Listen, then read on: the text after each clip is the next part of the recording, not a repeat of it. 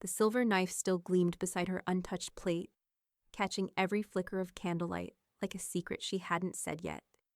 As her daughters whisper, she always ruins every gathering. Coiled through the laughter, she just folded her napkin, slow and clean. While the gravy cooled and the room kept pretending, the metal's reflection steadied her pulse.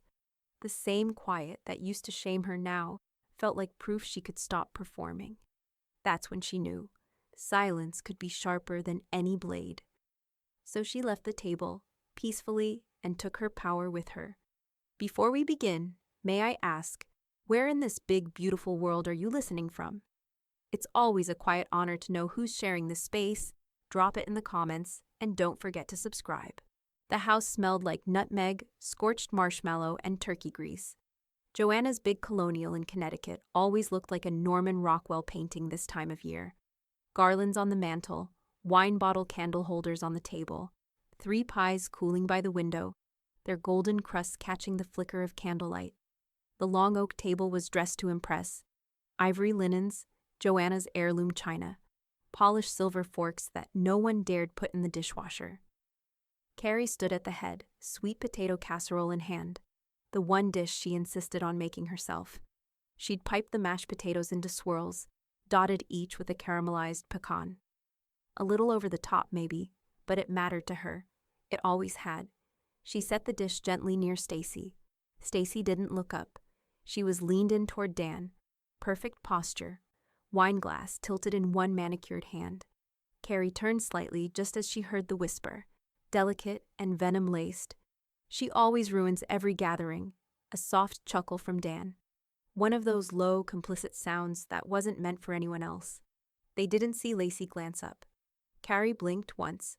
The words registered slowly, not in her ears but in her throat, like something she'd swallowed wrong. For half a second, the room dimmed. The laughter from the far end of the table faded into the clink of forks and knives, the hum of polite conversation. Then she stepped back, folded her napkin carefully, and laid it across her plate. "Excuse me," she said, voice soft but steady. She didn't look at Stacy, didn't give her the satisfaction. In the kitchen, the lights were warmer, gentler, like the quiet after a storm.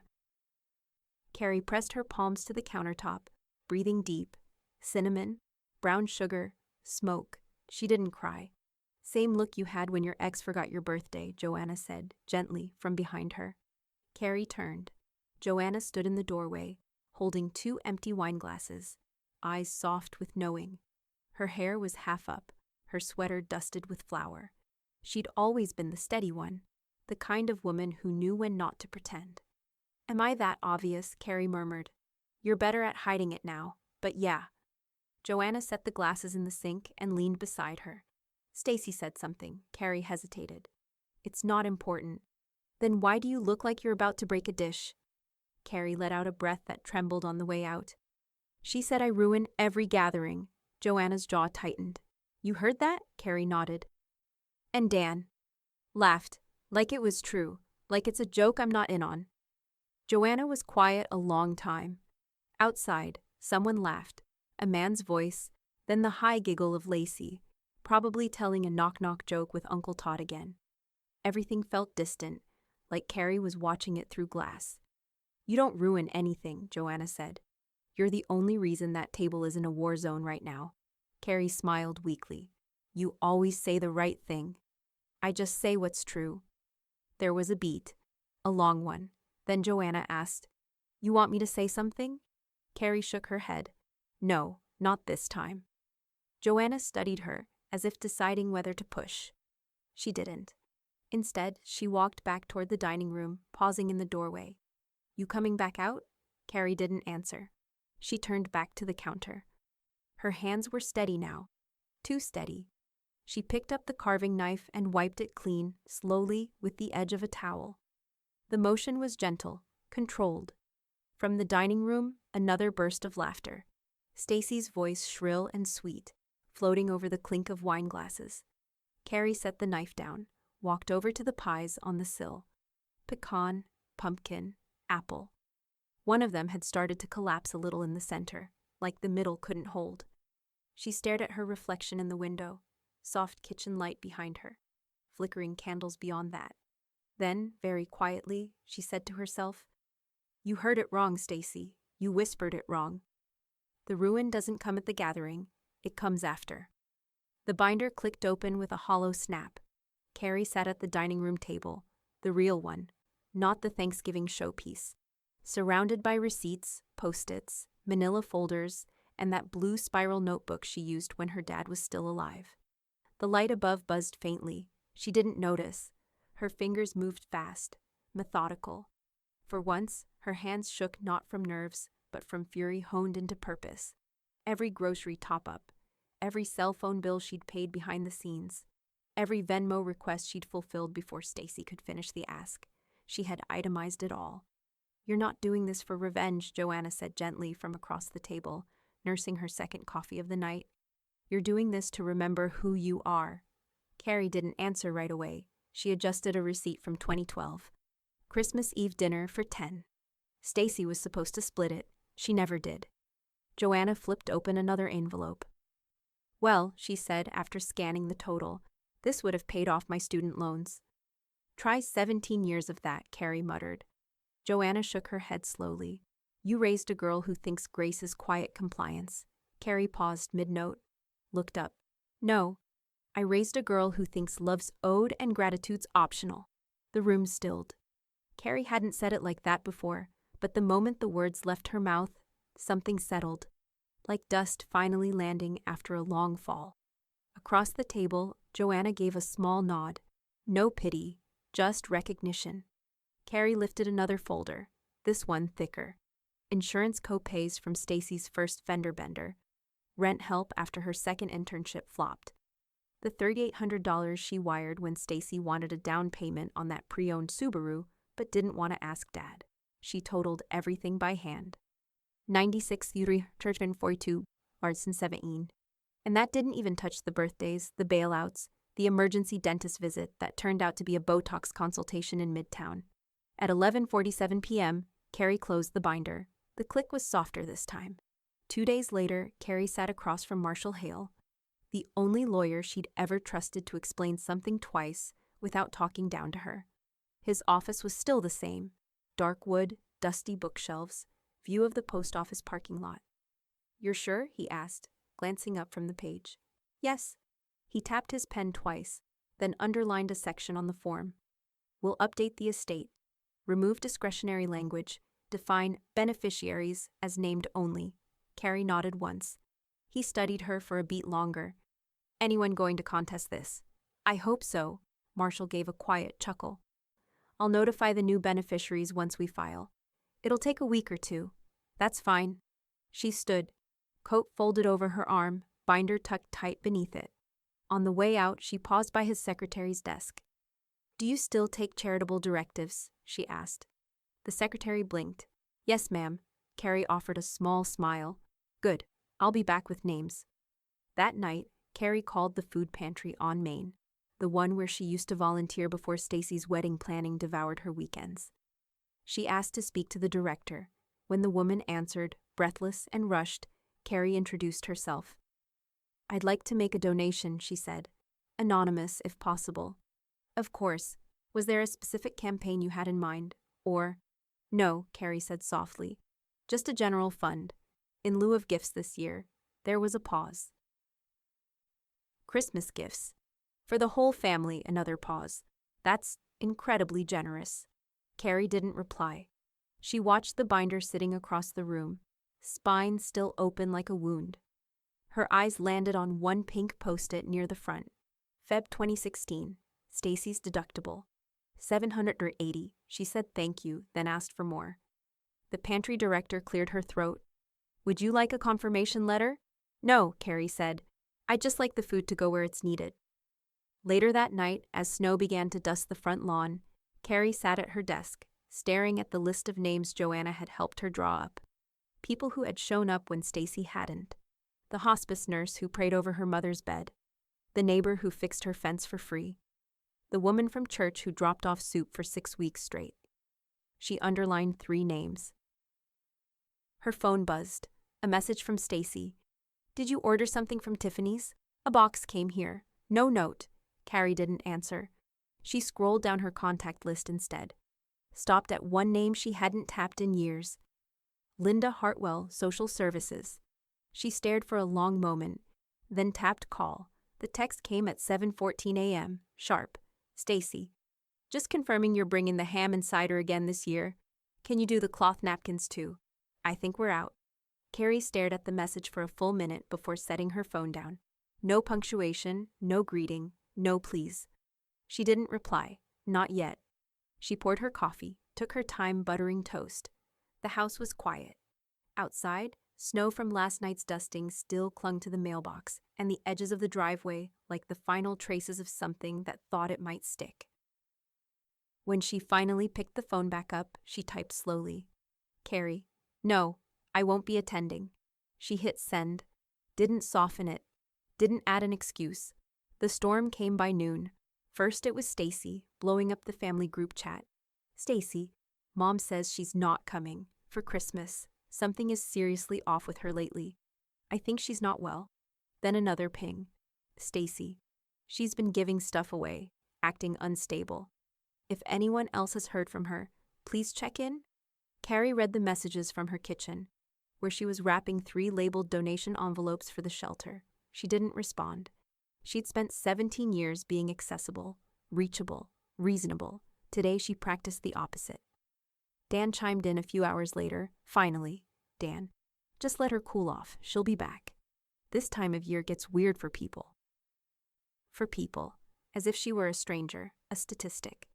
Carrie turned off notifications. She put her phone in a drawer and left it there. The letter arrived the next afternoon. A pale green envelope in Lacey's rounded cursive.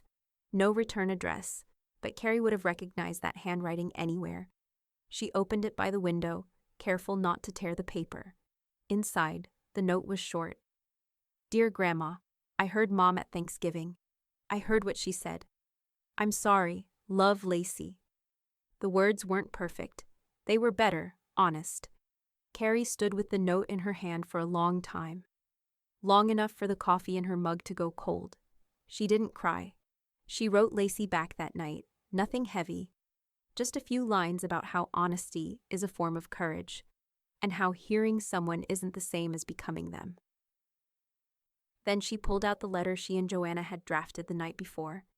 It was written on ivory stationery, the kind Carrie had saved for condolence notes. She kept it formal, no italics, no emotional flourishes.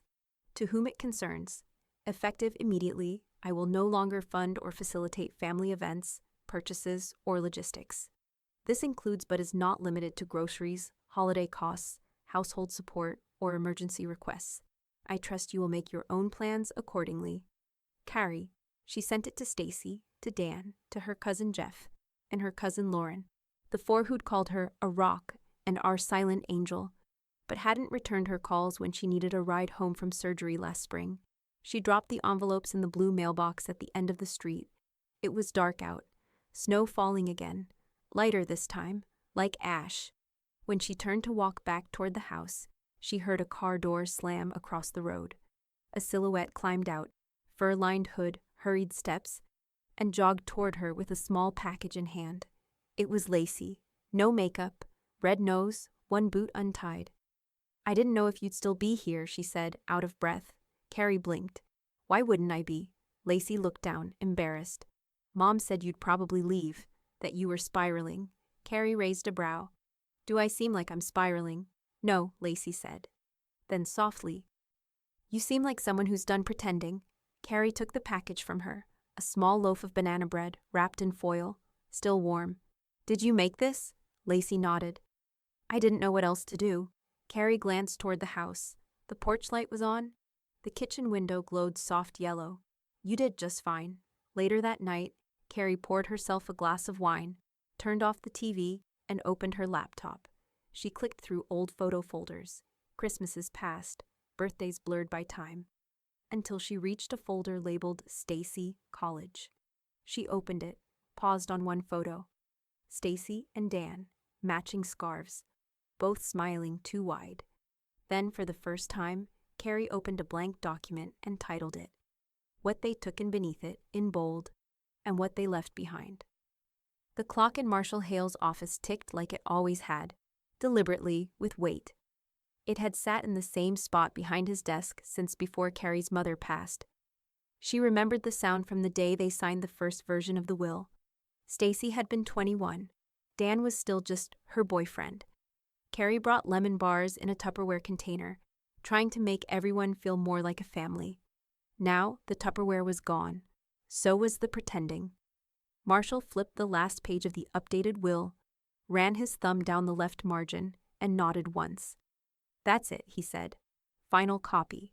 Notarized, witnessed, executed." Carrie didn't smile. She didn't need to. "And Stacy?" she asked, explicitly removed. He slid the folder toward her, tapping the paragraph with a silver Mont Blanc. She read it slowly. "Stacy Ann Lockwood is hereby excluded as a beneficiary due to ongoing emotional harm, exploitative behavior, and demonstrated patterns of disrespect toward the testator." The language wasn't cruel. It was clinical, clear. Carrie stared at the words. For a second, her throat went dry. Not from regret, but from how right it finally felt to see it all named. "And the reallocation?" she asked. Marshall nodded. "Lacey receives the primary assets: house, liquid savings, retirement funds. Any remaining balance is distributed to a trust in her name and to the Hartwell County Educational Equity Fund." Carrie exhaled. That part had taken weeks. Paperwork, outreach, phone calls. The fund would support local girls who wanted to go to college but had no one fighting for them. She'd done it quietly. But today, it was written in ink. Marshall leaned back in his chair. "They'll call it revenge," he said, voice low and even. Carrie folded the document. "They always do when a woman stops bleeding for people who never noticed." He chuckled softly. "You call it clarity." Carrie didn't answer. She was already standing, already reaching for her coat. At home, she updated her emergency contact forms. Doctor's office, insurance portal, even the card she kept in her wallet. Stacy was no longer listed anywhere. Joanna was now the primary. That made Carrie pause. Not out of doubt, but out of gratitude. She tapped out a short message. "Just updated everything. You're my number one now, in case anything happens. Hope that's okay." Joanna replied 10 minutes later. "Of course it's okay. You've been mine for years." Carrie set her phone down gently. It was the first time in a long while she felt safe, not alone, not owed, just safe. The next morning, Carrie was up before the sun. Banana bread in the oven, apron tied, hair pinned back with the same clip she'd worn to Lacey's christening. The house smelled like cinnamon and browned butter, familiar and warm. She moved through her kitchen like someone who had decided, finally, that comfort didn't have to come second. At 8:40, she placed 2 warm loaves in a paper bag, added a handwritten note that simply said, "For sharing, not showing off," and drove to the local food pantry. The same woman from her last call met her at the front. A heavy coat over her shoulders, hands still red from organizing boxes outside. "I thought I recognized the car," the woman said, smiling. Carrie handed over the bag. "It's not much. It's more than most." Carrie hesitated. "Can I ask something?" "Of course." "Do you keep track of donors?" The woman nodded. "We try, for tax purposes. Would you mind keeping mine off any public lists?" The woman's smile faded into something quieter. "Want this one to just be yours?" Carrie nodded. And for the first time in years, she realized she had given enough. This was not erasure.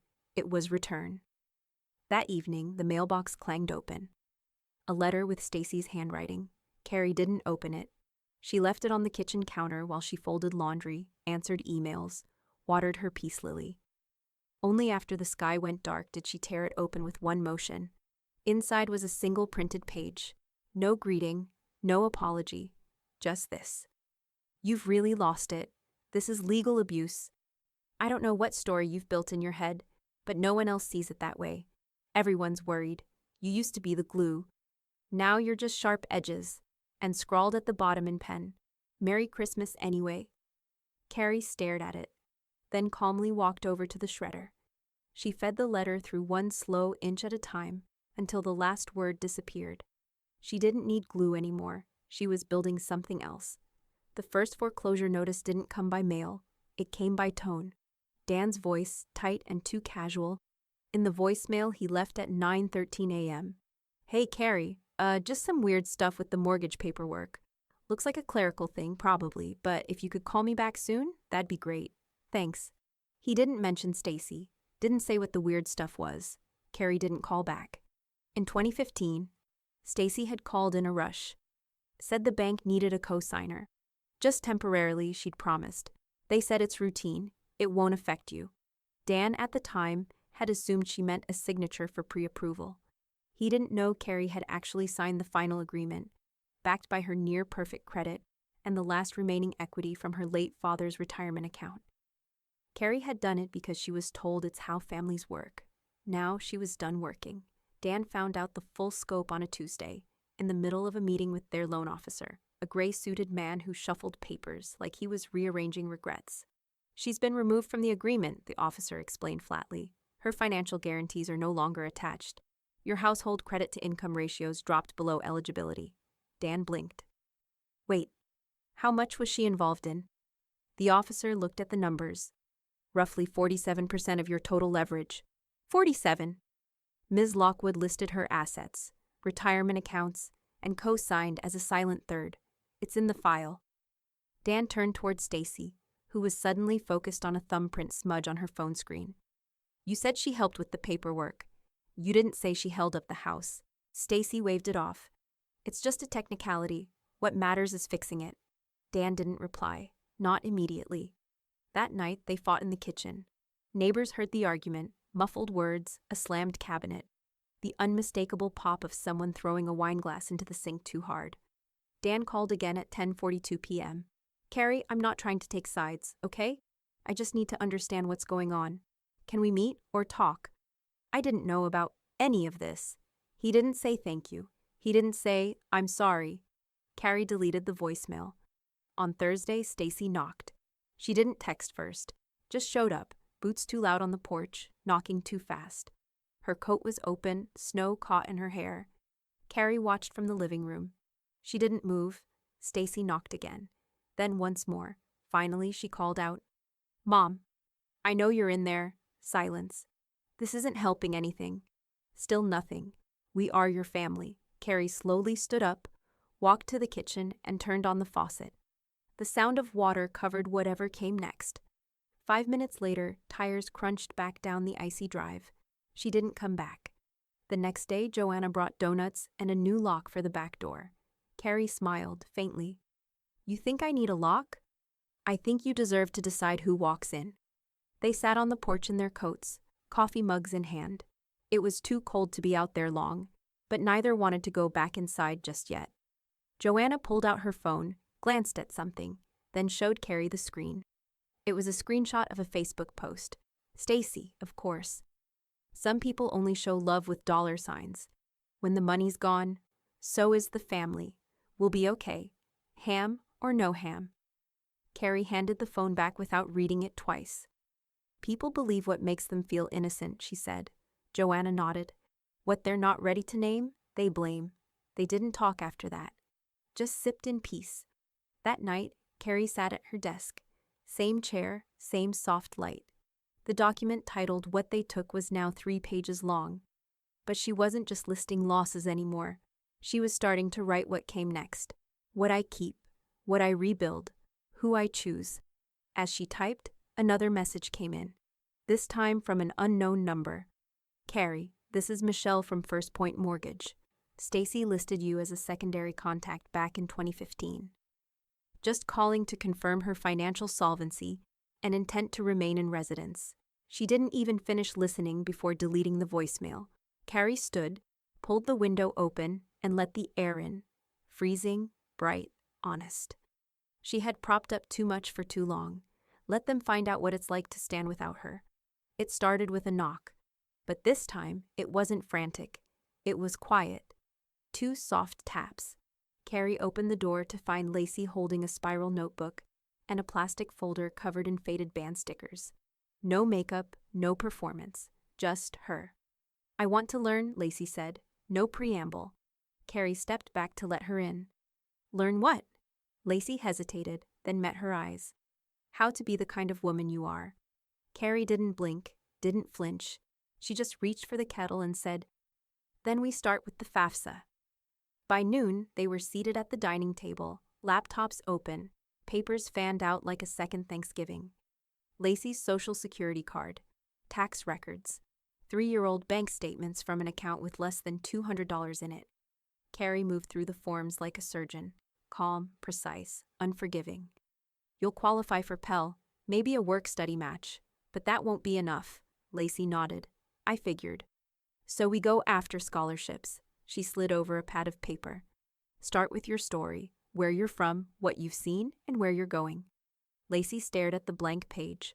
"What if they don't care?" Carrie gave her a look. "Then you tell them anyway, and if they still don't care, we find ones who do." 3 days later, Carrie wrote a check for $10,000. She mailed it with a handwritten note to the Hartwell County Educational Equity Fund. "Please create a new line, the Lacey Lockwood Initiative. Use this as seed money. Let it grow."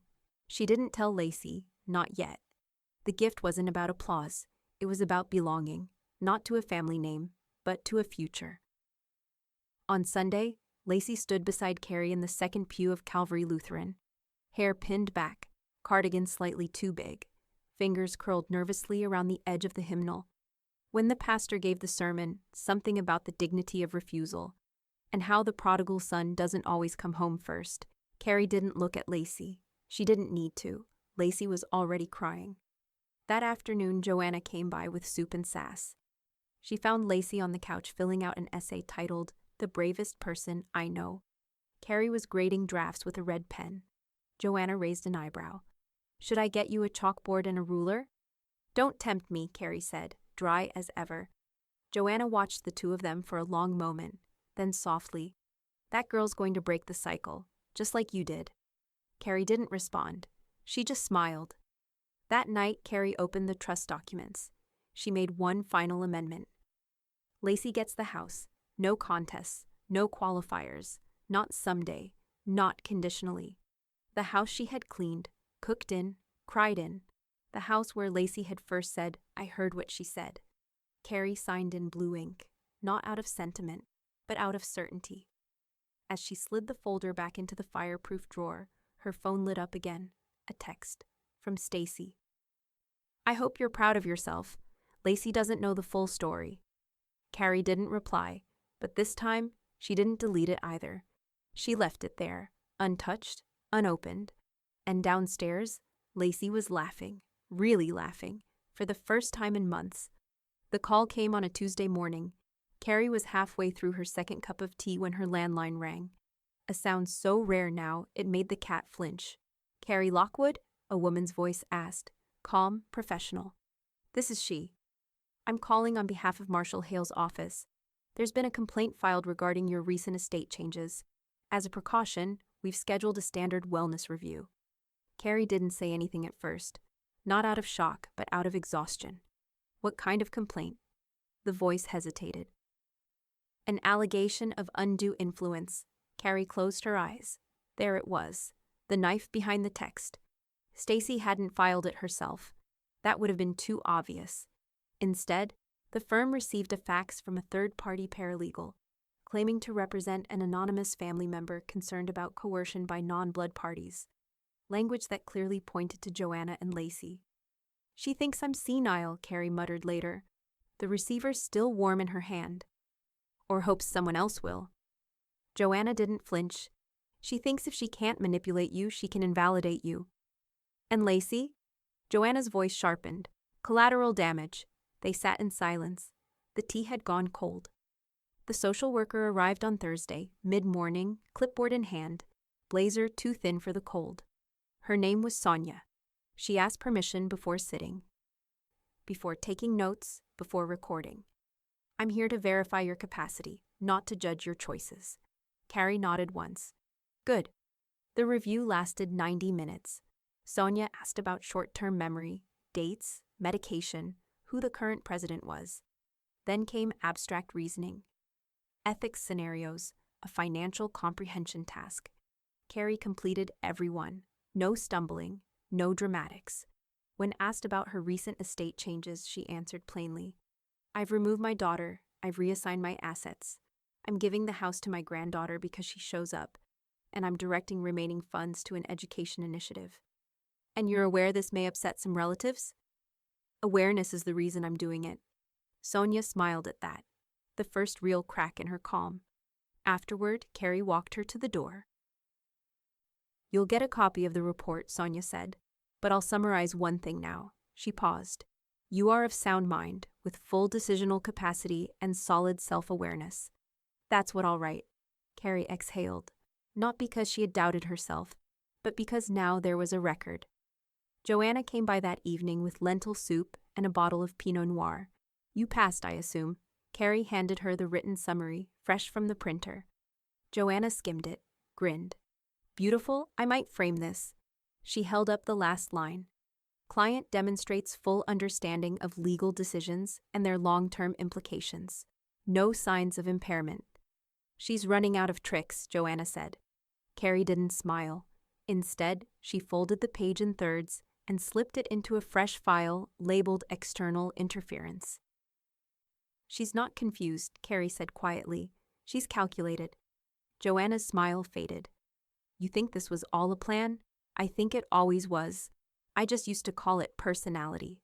They sat for a long while. No music, no TV, just the sound of Carrie's house settling. "She's going to push again," Joanna said. Carrie nodded. "Let her." "And if she escalates?" Carrie looked out the window. The sky was fading into slate. Lacey was walking up the sidewalk, hair in a braid, cheeks pink from the cold, holding a folder full of revised essays. "If she escalates," Carrie said, "then she finally tells on herself." Later that night, Carrie opened her inbox. There it was, a formal notice from Marshall's office confirming the wellness report had been reviewed and cleared. Attached at the bottom was a scanned note Stacy had apparently sent after the review was approved. It read, "I'm just trying to protect what's mine. She wouldn't be doing any of this if she weren't being fed stories. We need a deeper review. These women are taking advantage of her." Carrie read it 3 times, not because she couldn't believe it, but because finally she could. She clicked forward, attached only one sentence. "You've confirmed her intent. I've now confirmed her character." She sent it to Marshall. Then she shut her laptop. Downstairs, Lacey was setting the table. 2 bowls, 2 mugs, 1 copy of The Bravest Person I Know, now marked up in red and green pen. The envelope was pale gray. No return address, no flourish. Just her daughter's name in blue ink, centered and small. Carrie placed it in the outgoing mail tray without ceremony. It contained exactly 4 lines. "Stacy, you are no longer welcome in my home or my legacy. This is not punishment. It's a boundary long overdue. I wish you accountability more than forgiveness." She didn't sign it, Mom, just Carrie. Joanna read the draft the night before over chamomile tea, her eyes scanning without interrupting. "No venom," she murmured. "Just facts." Carrie nodded. "I'm not angry." "Liar," Joanna smiled. "Okay, I'm angry," Carrie admitted. "But I don't want to speak from it. I want to end this the way I should have years ago. Clear, cold, and correct?" Carrie gave the smallest grin. "Exactly." 3 days later, Stacy posted a Facebook status at 11:02 a.m.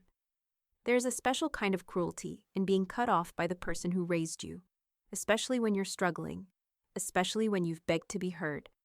I never thought I'd have to mourn someone who's still alive." The comments came slowly at first. A few hearts, a handful of condolences from acquaintances. But something was missing. The usual chorus of validation, the performative rage, the allies, because this time, too many people had seen the pattern, heard the whispers, watched the Thanksgiving table shift in real time. By evening, Carrie noticed she was no longer being tagged. By morning, Stacy's follower count had dropped by nearly 40. Not dramatically, not all at once, but enough to notice, enough to sting. On Thursday, Carrie's pastor called. "We're holding a Women of Grace night next week. Testimonies, stories of reclamation. I'd love for you to speak." Carrie blinked. "I'm not exactly a microphone person. Doesn't have to be long, just honest." She hesitated. I don't want it to feel like revenge. It won't, he said. It'll feel like truth. The church basement was warmer than she remembered. Folding chairs arranged in loose rows, string lights sagging between ceiling tiles, a table with peppermint tea and ginger cookies. Lacey sat in the front row, notebook in her lap. Joanna was beside her, arms crossed like a guard dog in pearls. When Carrie stepped to the podium, she didn't bring notes. She didn't need them. I spent most of my adult life confusing silence for grace, she began. Letting people take, talk over, rewrite, and rewrite again. I thought if I kept giving, they'd eventually say, thank you. A soft murmur moved through the crowd. Not loud, just affirming. But there comes a point when giving becomes erasure, when silence becomes complicity, when love becomes debt, and when the only way to break the cycle is to stop paying interest on a relationship that's bankrupt. Someone sniffled. A woman in the second row wiped her cheek. I'm not here to name names or drag anyone down. I'm here because I stopped pretending. And when I did, I found out I wasn't the only one who had. The room fell silent. Carrie took a breath. I don't feel brave, she said. But I do feel free. And that, she thought, might be enough. Afterward, people lined up.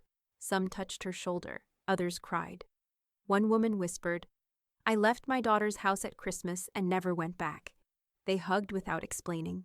Joanna drove her home in quiet reverence, neither saying a word until they pulled into Carrie's driveway. You changed something in there, Joanna said. No, Carrie replied, voice low. I named something. It was always there. That night, Lacey slipped a folded note onto Carrie's desk. It simply read, You gave me a new name for strength. I'm not going back to the old one. Carrie stared at the words long after Lacey had gone upstairs. Then she turned to her laptop, opened What They Took, scrolled past the pain, past the receipts, and typed a new heading, What I Let Die to Grow, What I Needed. The letter came on thick paper, blue ink, slanted script, no return address. Just his name, Dan, written in the top corner like a confession. Carrie opened it slowly, not because she wasn't expecting it, but because she already knew what it would say. Carrie, I should have said something years ago. I should have stepped in. When Stacy snapped at you. When she rolled her eyes. When she called you extra behind your back. I should have told her to knock it off. Instead, I kept the peace. I thought I was being diplomatic, but I see now. I was being a coward, and you deserved more than that. I'm sorry. No signature, just Dan at the end, plain and unfinished. Carrie folded it once, then again, and slid it into the same drawer where she kept the updated trust documents and Lacey's scholarship drafts. Later that night, she wrote back. Short, neat, decisive. Dan, apology accepted, but nothing changes. She didn't write thank you. She didn't ask why now. She already knew. He wants forgiveness with zero cost, Joanna said the next morning, reading Dan's letter over black coffee and burnt toast. Carrie didn't answer right away. She was sorting a stack of receipts. Textbook prices, application fees, deposit slips. Joanna set the letter down. You going to write him back? I did. And? I told him the truth. They already spent everything. Joanna leaned back in her chair. And you're done offering credit. Carrie looked up. I'm done pretending they ever deserved it. 3 weeks later, Lacey graduated high school early. Top 5% of her class.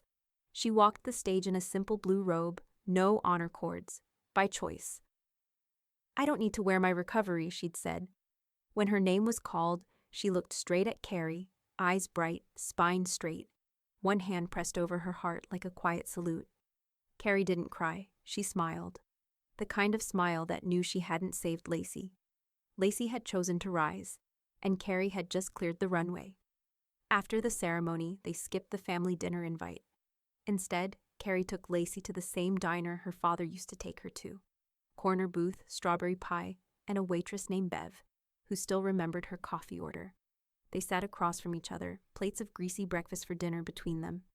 Lacey slid a letter across the table, a college acceptance, sealed with a navy crest. Carrie opened it, read the words twice, then set it down and said simply, You earned this. I wouldn't have without you. You would have, But maybe not as soon. They didn't toast. They didn't pose for pictures. They just ate pie and talked about laundry and class schedules and what it feels like to choose your own life. That night, Carrie updated the trust again. She added a small clause. A dedicated housing grant, fully paid for Lacey's freshman year. Books, dorm, meals, no loans, no begging. She left the rest untouched. The house was already Lacey's. The legacy didn't need to be rewritten. It had already shifted. The next morning, a knock came at the door, not frantic, not familiar. When Carrie opened it, Dan stood there, hands in his coat pockets, eyes tired, face older than she remembered. He didn't speak right away. "I got your note," he finally said. Carrie nodded once. "And?" "I just needed to look you in the eye and hear you say it." Carrie stepped out onto the porch and pulled the door behind her. "I meant what I wrote," she said. "And I meant the silence that followed." Dan looked down. "She's unraveling, you know." Carrie didn't respond. "She's telling people you've turned Lacey against her, that you're poisoning things." "I haven't said a word about her," Carrie replied. "But people are listening anyway. That's not on me." Dan nodded. "I guess I just wanted to know if there was anything left to fix." Carrie studied him. "You can't fix a foundation that was poured in denial," she said. "You tear it up, or you walk away from the property." He nodded again, slower this time. Then he turned and walked to his car, didn't look back. Carrie didn't go inside right away. She stood on the porch, arms crossed, snow beginning to fall again, soft, steady, sure. Behind her, Lacey's suitcase was half-packed, and the silence that filled the house, it wasn't empty, it was earned. The church doors opened with their usual quiet groan, the kind that warned without alerting. Stacy walked in 10 minutes early, big smile, cashmere coat. Perfectly timed wave to the greeter by the bulletins.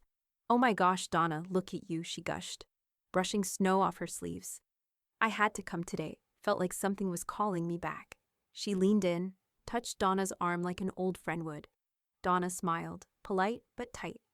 "Nice to see you, Stacy." It wasn't cold, but it wasn't warm either. Stacy scanned the room. A few familiar faces gave nods.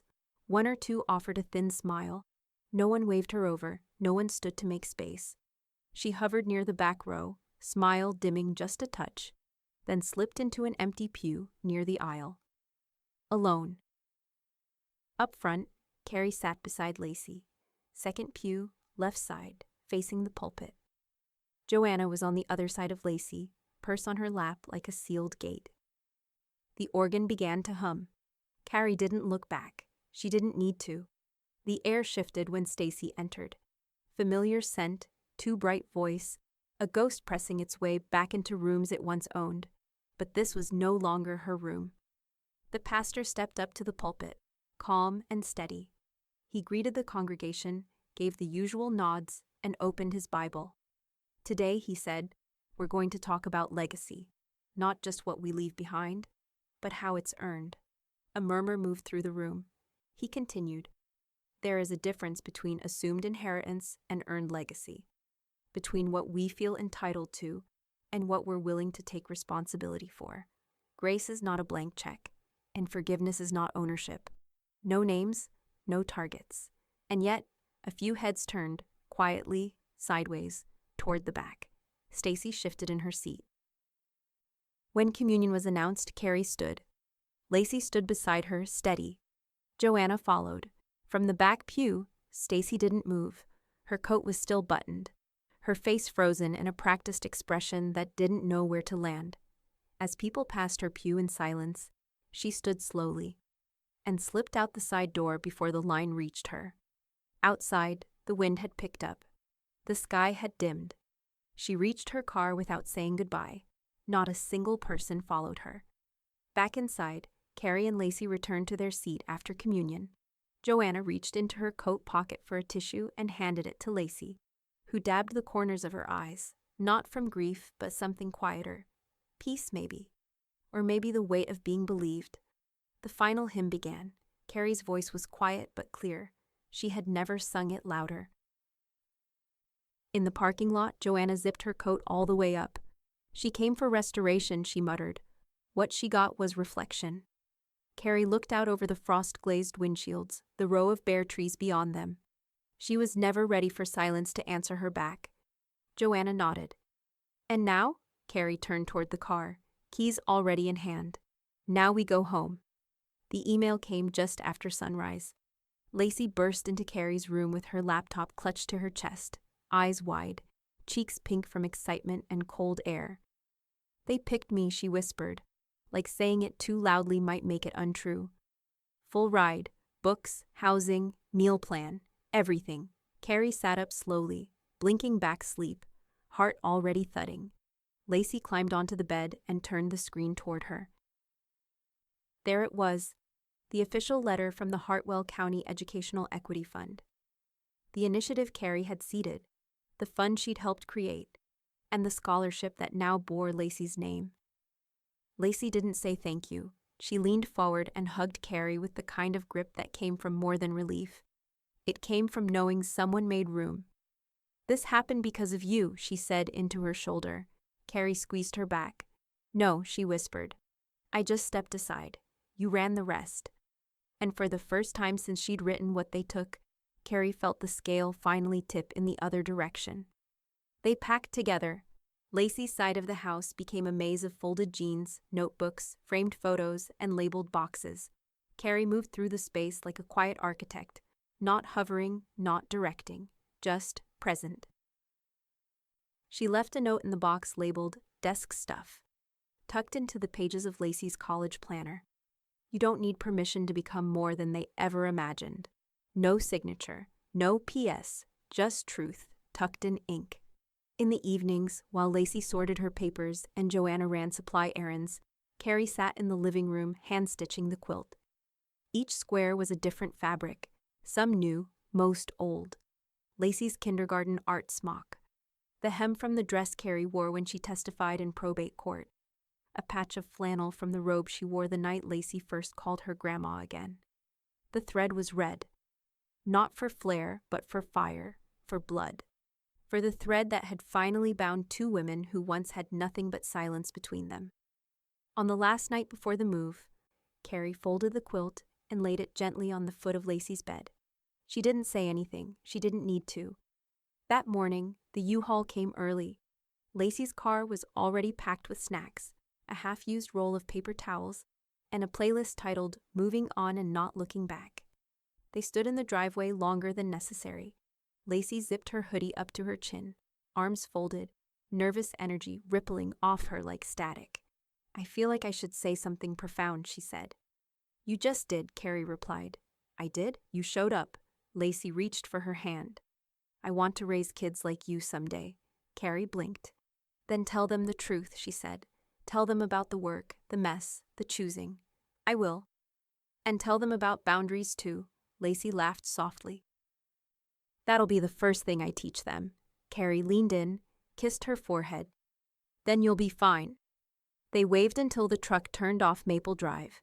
Carrie stood outside long after the sound faded. Inside, the house was quiet again, but not empty. She walked back into the living room, quilt still warm where Lacey had wrapped herself in it the night before. On the table sat a sealed envelope with her name in Lacey's handwriting. You didn't save me. You made me believe I could. Carrie held the letter against her chest, eyes closed.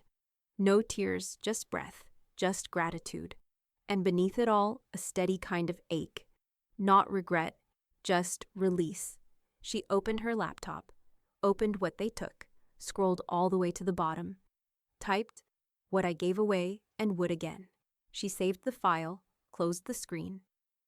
Then picked up her phone and called the fund. I'd like to double the scholarship, she said, in memory of what we almost lost, and in honor of what we found instead. It started as a favor. Joanna had a friend from church, a woman named Kate, who hosted a small podcast about invisible women who built everything.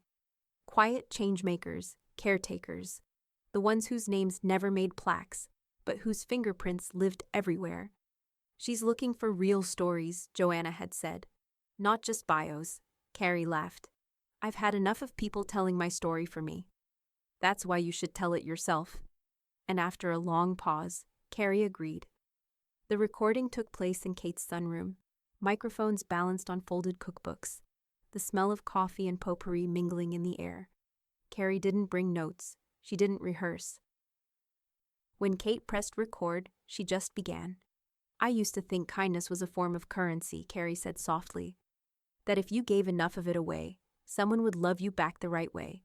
But kindness without limits doesn't make you generous. It makes you invisible. And if you keep it up long enough, it turns into servitude. Kate didn't interrupt. Carrie continued, her voice low and steady. I spent years thinking I was strong because I endured. But endurance isn't always strength. Sometimes it's fear, dressed up as grace. What I've learned is that boundaries are not walls. They're doors with locks you finally learn to use. For 47 minutes, she talked about motherhood, manipulation, legacy, and letting go. Not in anger, but with the weight of someone who had carried things long enough to know what they cost. When they finished, Kate took off her headphones slowly. That's going to land with people, she whispered. Carrie smiled faintly. I hope it lands with the ones still trying to be enough. The episode went live 2 weeks later. At first, nothing. Then, a trickle. Emails, comments, messages. That was my story too. I left my son's house last Christmas and never looked back. I thought I was crazy until I heard your voice. By the end of the month, the podcast had crossed 50,000 plays. Then 100. Women wrote from Kansas, from Maine, from small towns with names Carrie had to look up on a map. They weren't talking about her. They were talking about themselves. And that, she realized, was the point. Lacey called from campus one morning, laughter bright in her voice. Grandma, you're kind of famous. Carrie rolled her eyes. Don't exaggerate. No, really. My dorm RA quoted you on the bulletin board. What? Lacey read it aloud, giggling. Kindness without limits becomes servitude. Carrie Lockwood. Carrie shook her head. Well, I suppose there are worse legacies. Lacey's tone softened. You didn't just change my life, Grandma. You changed a lot of people's. Carrie's throat tightened. I just told the truth. Exactly, Lacey said. That's what no one else did. The local paper ran a small feature the following Sunday. Voice of Grace, local woman inspires, thousands through honesty and healing. Carrie clipped it, folded it neatly, and tucked it into the same drawer where she'd kept Dan's apology. Lacey's scholarship letter, and the first printout of what they took. It felt like the drawer itself had become a timeline, a ledger not of loss, but of reclamation. A week later, Joanna came by with a small box wrapped in twine. What's this? Carrie asked. Open it. Inside was a bound booklet, cream cover, thick pages. Across the front, in bold serif letters, the story I finally told.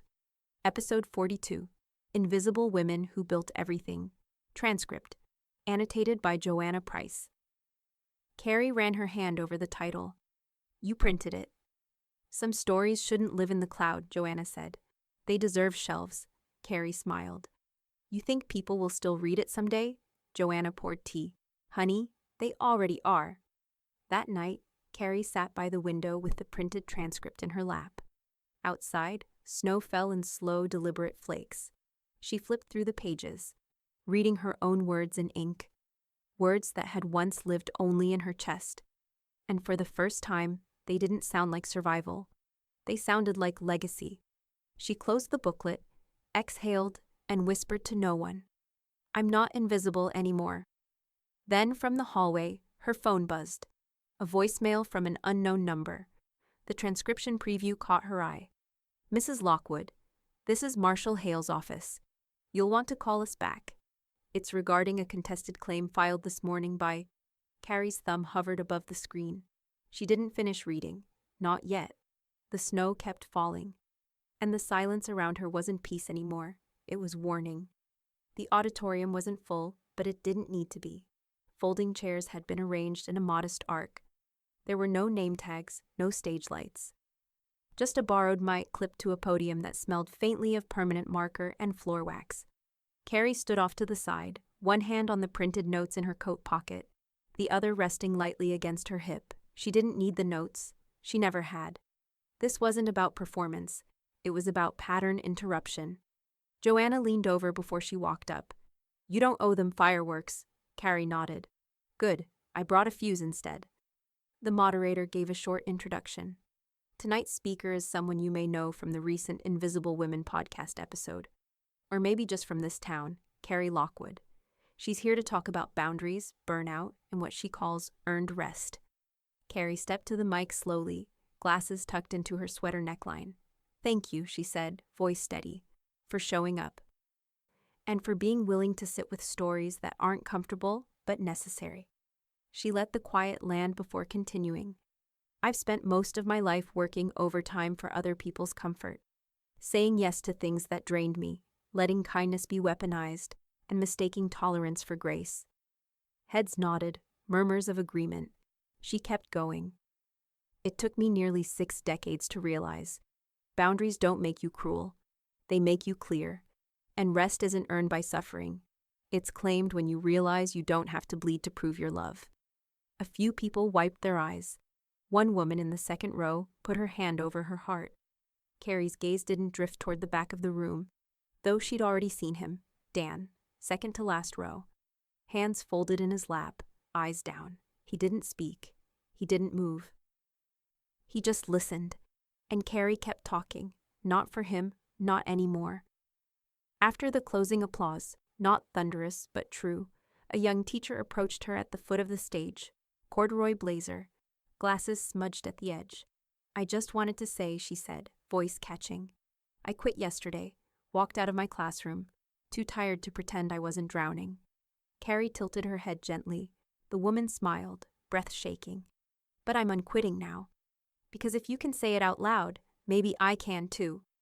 They hugged. The kind that says, I see you, and means it. By morning, the local paper had picked up the speech transcript.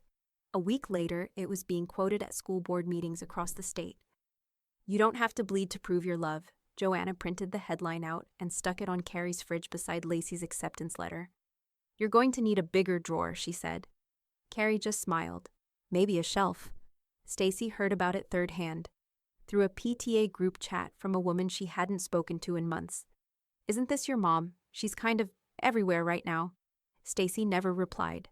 She closed the thread, deleted the app, and spent the rest of the afternoon refreshing her inbox, waiting for a headline to shift. But it didn't. Carrie's voice had already landed, without her needing to raise it. And now it was echoing in rooms Stacy no longer belonged to. Carrie didn't linger at the post-event reception. She gave her thanks, posed for one photo reluctantly. Then slipped her coat on and linked arms with Joanna. They walked to the car in comfortable silence, gravel crunching underfoot, wind sharp against their cheeks. Joanna glanced at her sideways. You good? I'm tired. But the good kind, Carrie nodded. The kind I don't have to apologize for. As they drove away, the auditorium lights dimmed behind them. Dan stood in the parking lot, still unmoving, hands deep in his pockets. He didn't call out, and Carrie didn't look back. Back at home, Carrie lit one candle on the kitchen counter, made tea, changed into slippers, sat down with the bound transcript from the podcast, now dog-eared and gently annotated in blue pen. She reached for a pen, opened the inside cover, wrote in careful script, "Legacy is what lives after you stop apologizing." She closed the book, stared at the snow beginning again outside her window, and whispered to no one, I see you watching, but I'm not turning around this time. The first photo of Stacy that reached Carrie wasn't sent directly. It came through a mutual acquaintance, one of those harmless, thought you should see this forwards people justify to themselves before pressing send. Stacy at a fundraiser, hair limp, smile forced, wine glass half full and shaking slightly. The caption beneath the photo read, Tough year, but she's hanging in. Carrie stared at it for less than 5 seconds before deleting it. She didn't feel anger or pity, just distance, the kind you can measure in miles and years and 1,000 small betrayals that stopped echoing. She still checked the pantry donation reports every month. It had become a quiet ritual, coffee, ledger, envelope. This month, she added a handwritten note to the check before sliding it into its envelope. In gratitude for every meal shared, anonymous donor, given in memory of grace, not guilt. Then, at the last second, She signed one word at the bottom. Stacy. Not as forgiveness, as closure. When Joanna came by later that week, Carrie mentioned it offhand while trimming the last of the poinsettias. You donated in her name, Joanna asked, brow raised. Carrie nodded. She always said she wanted to make a difference. Now she has. Joanna set down her cup, tilted her head. You're graceful, and you're done. Exactly, Carrie said, clipping one more stem. Grace is the exit, not the encore. Winter turned to the kind of early spring that still wore its chill-like armor. Lacey's midterms came and went. The house stayed tidy, warm, and quiet. Carrie filled her days with the ordinary, volunteering at the church pantry, under a pseudonym now, taking walks through Maple Park, keeping appointments that made her life feel structured, chosen. And then one afternoon, she walked into Marshall Hale's office for the last time. I'd like to finalize my pre-need plan, she said simply, settling across from him. Marshall blinked. Funeral? Prepaid, private, and under my control. I'd like to handle it while I can. He nodded, sliding a folder toward her. You've already handled most of it. Not the tone, she said. I don't want eulogies. I want instructions. He smiled faintly. That sounds about right. She left no room for improvisation, no space for performance, no line item left vague enough to be hijacked. The final document was 4 pages long, direct, concise, unmistakably Carrie. Before leaving, she added one more sentence to her will. What I gave freely should never have been expected. It wasn't bitterness, it was history, recorded, notarized, done. That evening, Joanna came by with soup and that knowing expression that only true friends earn the right to wear. You saw her? She asked. Carrie nodded. From afar. And she looks like someone who never learned how to stop auditioning. Joanna sighed. You really think she'll try again? She might, but not with me. They ate in companionable quiet, the kind that didn't need proof of peace to be real. Later that week, Carrie opened a new checking account at the local credit union. I'd like it set up as single ownership, she told the teller. No beneficiaries. No linked accounts, no joint signers. The woman behind the desk nodded, clicking through the forms. Would you like to designate a trusted contact? No, Carrie said simply. Just me. When the teller slid the signature pad forward, Carrie signed her name slowly, with the same steadiness she used when stitching Lacey's quilt. The screen blinked. Account created. She exhaled. It was such a small thing, and yet monumental, the first account of her entire adult life, with no one else's fingerprints on it. That night, as rain replaced snow outside, Carrie sat at her desk and reread her new paperwork.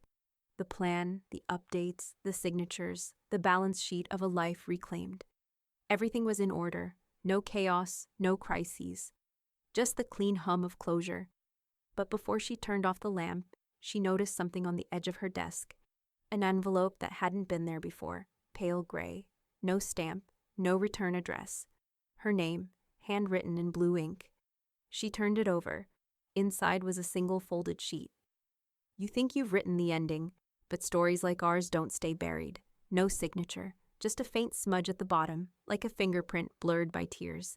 Carrie stared at it, pulse steady, expression unreadable.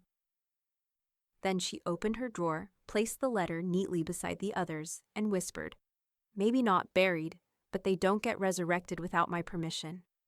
She closed the drawer, and this time she locked it. The smell of garlic and rosemary filled the kitchen. Carrie stood barefoot at the stove, her apron smudged with flour, sleeves pushed up, laughing as Lacey's roommate, Maya, tried to whisk gravy without splashing the countertop. You said low heat, Maya protested, grinning. That is low, Lacey called from the sink, elbow deep in dishes. You're just stirring like you're mad at it. The room was warm, not just from the oven, but from presence, from ease, from 3 women who didn't have to earn their space at the table. Carrie leaned against the counter and let herself look around. The kitchen, her kitchen, had never felt so full and unforced. They set the table together. No heirloom china, no centerpiece, just linen napkins folded into simple triangles, a pie cooling on the windowsill, mismatched glasses. Lacey lit the candles without asking. Maya poured the cider. Joanna arrived just as the rolls came out of the oven, breathless and grinning, arms full of folded towels and a bottle of wine. I brought the fancy stuff, she said. I figured this crowd finally earned it. Carrie just smiled. You're right, we did. Dinner was quiet and good, not perfect, not plated like a magazine spread, but it tasted like intention. Maya asked questions about Carrie's garden. Joanna told a ridiculous story about misreading a church bulletin and showing up to a funeral in red. Lacey laughed so hard she cried. And Carrie laughed too. Not politely, not the kind of laugh that checks to make sure it's okay first, but deep, belly deep. She laughed until her shoulders relaxed, and the fine lines around her mouth softened from joy instead of bitterness. It had been years. After dessert, Lacey cleared her throat and stood. I wasn't going to do this, but Grandma, I brought something. She pulled a single folded page from her tote bag, handwritten. Maya nudged her playfully. She wouldn't let me read it ahead of time. Lacey cleared her throat again. Her voice was a little shaky, but only at first. The woman who taught me power could be quiet. She didn't yell, she didn't throw things. She stitched, she walked, she packed the car.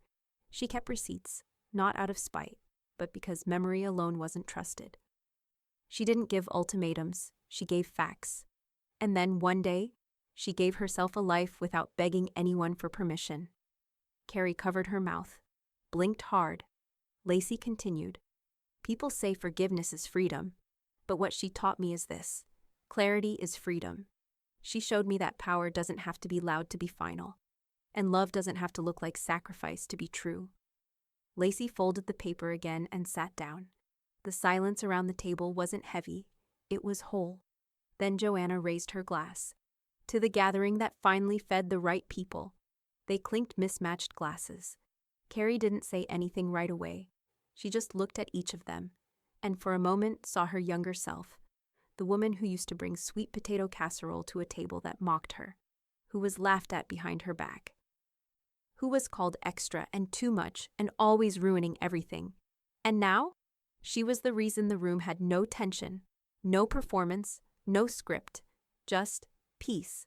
She looked at Lacey, then back down at the quilt draped over the back of her chair, and finally said, At Thanksgiving, my daughter whispered that I always ruin every gathering. A breath, a beat. I didn't ruin this one. Her voice caught, then steadied. I ended it, and every favor that came with it.